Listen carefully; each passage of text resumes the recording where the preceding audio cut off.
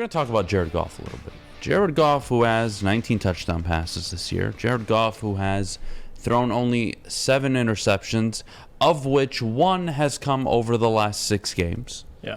He's only thrown 1 interception these last 6 games, and what do you know in that stretch? You are 4-2. Very interesting. Stop turning over the ball. Defense stopped giving up 40 points a game. Yeah, that's a big one. And you're suddenly winning football games. I know, crazy concept. But my question is, where do you stand with Goff? What do you want to see this team do in the near future? It does not have to be the 2023 draft. I am going to open the table for the next 2 years, 23 and 24.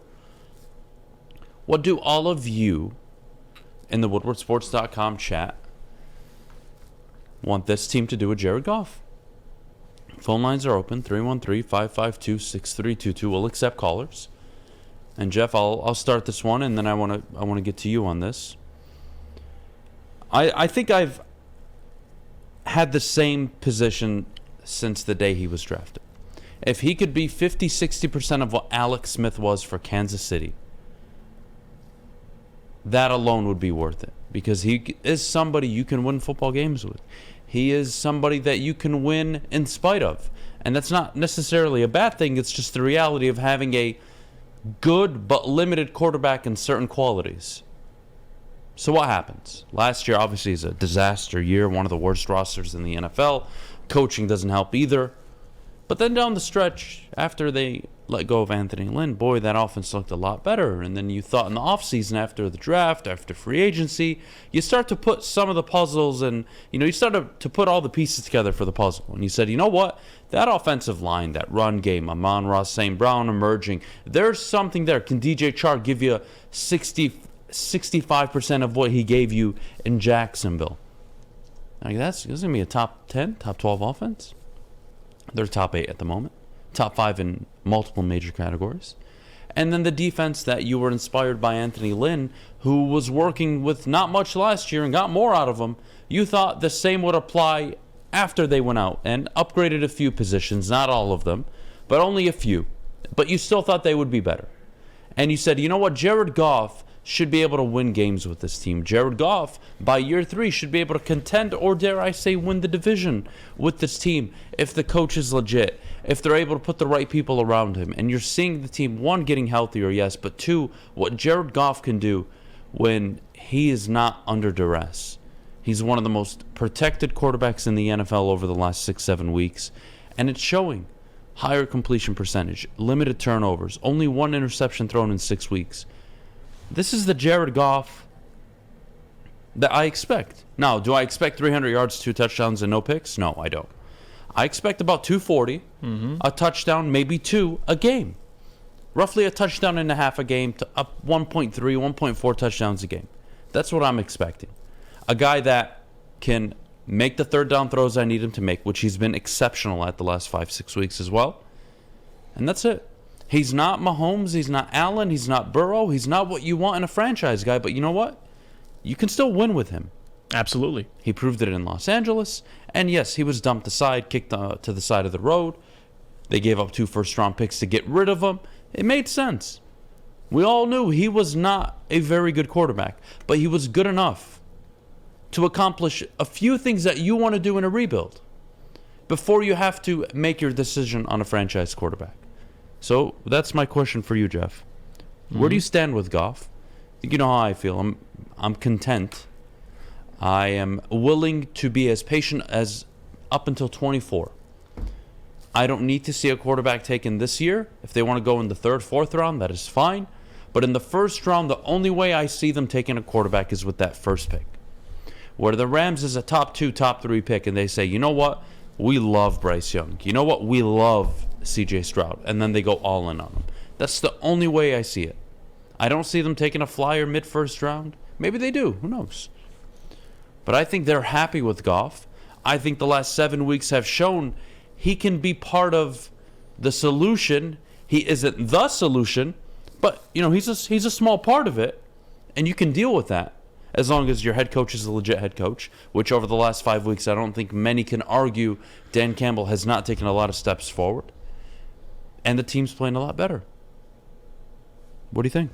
No, I think me and you were in lockstep. We've made this point before about Jared Goff. I have no issue with Jared Goff. I think the fact that you traded Matthew Stafford, acquired Goff, and got 2 first-round picks for him is special because, honestly, people look back and say, well, you should have taken that Carolina trade. I completely disagree. I love the trade they took. Jared Goff, 2 first-rounders. Jared Goff is here till 2024.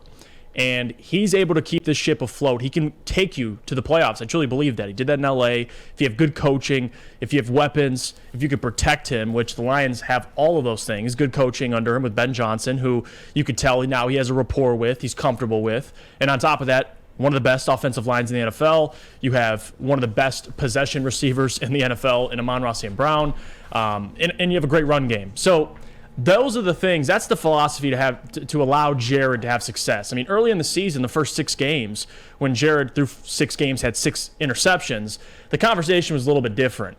But the last 6 games, 1 interception. He's played a lot better, and that's great. They're winning football games. The defense is playing better. So, again, it's not all about Jared.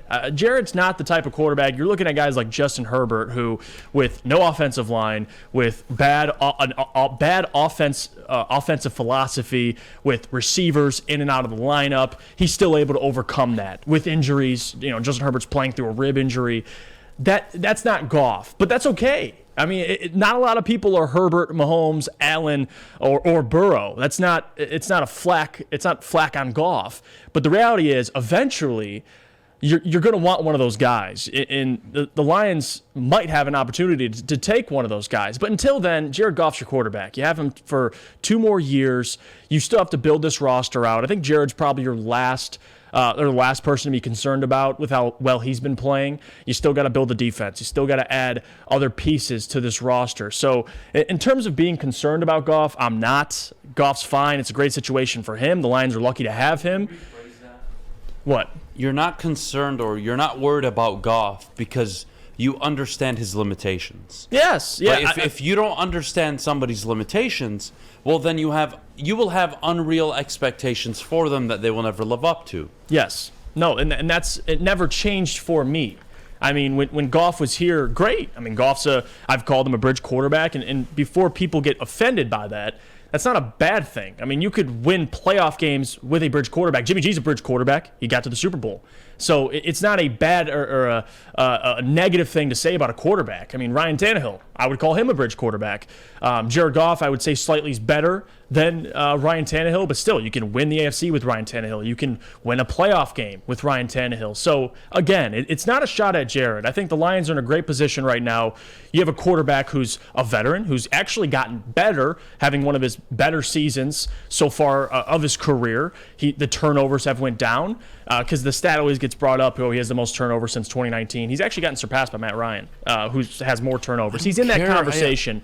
But the point is, I'm not concerned with Goff. I'm really not. Brett Holmes is going to have to make that decision in 2024. I personally, unless you have or you don't have another option, I don't think Jared gets extended. Maybe you give him a 2-year extension. I don't think it's a long-term extension. I wouldn't have an issue with it, but eventually we can all acknowledge I just don't think Jared is that dude. When you're looking at your roster, and I know this is different from league to league, but at least in the NBA, when you're looking at your roster, you're looking at guys who's going to be here when we win a Super Bowl in this instance. I don't think Jared's that dude to take you and to win a Super Bowl. Now, he's gotten there, but unless your roster is unbelievably stacked and you have the best coaching in the world, at least with Matthew, and Matthew did this in LA with, again, a stacked roster, and most quarterbacks need those things. But with Matthew, when he was in Detroit, I never looked at Matthew and said, that quarterback can't win a Super Bowl. I just always thought he just needs a roster, he needs coaching, and that's most quarterbacks. But there's a certain tier of quarterbacks that I'm looking for, that I would want the Lions to eventually have, and that's a quarterback who can overcome those things and can win games. So Jared's not that guy, but that's okay. Jared's good enough. He's good enough to win games, and next year they're going to be contending for their division with Jared Goff. You want to hear something crazy? He's going to be just fine. I'm not worried about him. Jared Goff is posting his highest passer rating at 95 since his 13-3 damn near MVP season, where he threw for 4,700 yards, 30-plus touchdowns. We all remember the year. Rams went to the Super Bowl that year. He had a passer rating of 101.1, I believe. Think about that. It's been how many years since 2018? It's been a minute. He's playing some of his best football. He's playing football close to the level he achieved under Sean McVay. So Goff is not my concern. My concern right now is this defense still needs more firepower. Absolutely. Although over the last 6 weeks, this defense has only given up 19.8 points a game. 19.8 points a game. Unbelievable. The amount of youth that are stepping right in and doing their job. So what do you know? That was a lost concept to start the year, by the way. Because I was told Brad Holmes didn't draft talent. And I was told they're rookies, they need time. But in Seattle, they were walking in right away and contributing on defense. And they were starting 4 players on defense, 2 on the offensive line. I don't want to hear it. Lions find whatever their issue was midseason, 1-6. And since then, 4-1. The defense is only giving up less than 20 points a game. And their offense is scoring over 27 a game. What do you know? And they're beating, not just beating, they're beating down teams. It's been fun to watch. And for people, and this is where I just completely just facepalm reading some of these comments. It's it's hilarious to me. WoodwardSports.com, Derek Harp, the Goff hate on Woodward is unbelievable. Who's hating on Goff? We just sat here and talked about how one of our last concerns is Goff. Now, if you want Goff for the next 10 to 15 years, that's you. That's your opinion. Most, would disagree. But again, it doesn't take away from normal what society. Goff has done. Jeff, there's normal society of football people that understand the game, all right? Yeah. And then there's the people who are just a little bit slow. And then underneath 700 miles of dirt, there's these few special people that will tell you things like, Jared Goff is a franchise quarterback, and that they would take him over Justin Herbert, and they would take him over Josh Allen, and they would take him over all these guys because they're really fucking stupid. And but they're special though, and you do this right. You massage their head a little bit, you pat them on the head, and you say it's okay. It's okay. And it's funny because don't even acknowledge the special people. No, but it's funny because when people think, and I get Goff has improved. He was traded from L.A. Sean McVay didn't want him. They made the Super Bowl. You think he'd keep him, right? No, he struggled the next 2 years. He trades him away. He comes to Detroit. It's a fresh, it's a breath of fresh air for him to go to a new destination, a new city. He's playing well, but I don't want people to get content or fall in love with what they've seen the last 6 games, because Goff is good enough. He's fine. He's probably, if you want to say ranking, he's probably between 13 and 16, 17 in the league. Now he's playing better than that, but just because he's having a year where he's top 10 to 12 in a lot of these categories, everyone just automatically switches their mind to think, well, Goff's one of the better quarterbacks in the NFL. Well, no, he's having a good season, right? Look historically at Goff and look what he's been. It doesn't change. Now, I have to see the next 5 years of Goff. If he goes on a stretch of, absolute domination, I'll sit here and I'll tell you I'm wrong. But from watching Goff, most of his career in LA as well, I just see different things than you. So for me, I understand Goff's limitations. I understand his ceiling. And until I get my mind changed otherwise, I'm going to continue to believe that way. Doesn't mean I want Goff out of Detroit. That's not what I'm saying. Goff's fine. I would much rather have Goff than most quarterbacks, that are bridge right now. I'd rather have him over Tannehill. I'd rather have him over Jimmy G. So again, that doesn't take anything away. You're pulling my heartstrings there. It's just the truth. I would.